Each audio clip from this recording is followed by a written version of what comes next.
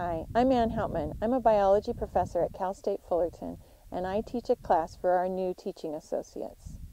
This year, the TAs and I have come out to Sweeney Granite Mountain Reserve, which is part of the UC Natural Reserve System.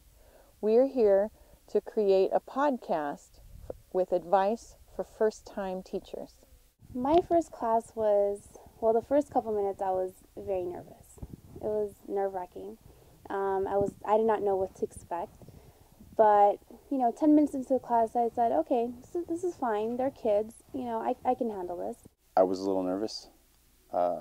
Usually I'm not very nervous. I tend to work well under pressure. But my first class, I asked everybody's name and I forgot it all in about 5 seconds.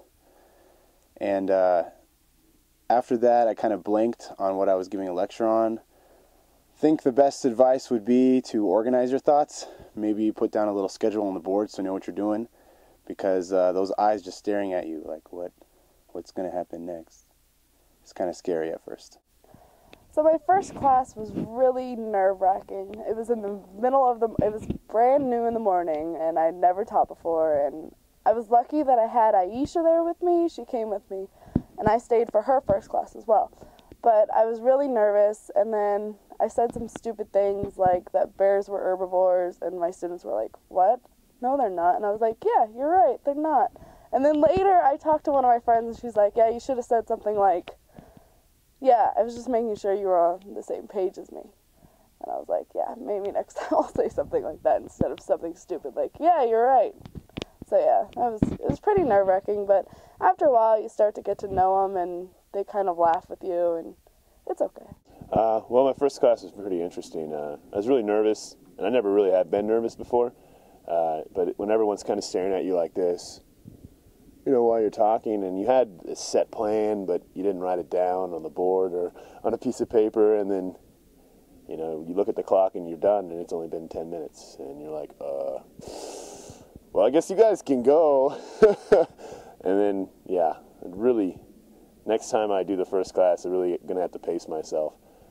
You really got to, figure out how long it's going to take and actually say what you're going to say prior to walking in there, as opposed to winging it, because that doesn't really work the first time you have 20 people staring at you and depending on you for direction and whatnot. Something that I would do differently next time would be I would use maybe an icebreaker. I would, have them write something on a note card, tell them about themselves so I can get to know them, and, they'll feel comfortable with me and I'll feel comfortable with them. Make an icebreaker, something to, learn the students' names so I feel more comfortable, like I actually know them, and then definitely have a schedule on the board of what I'm going to teach.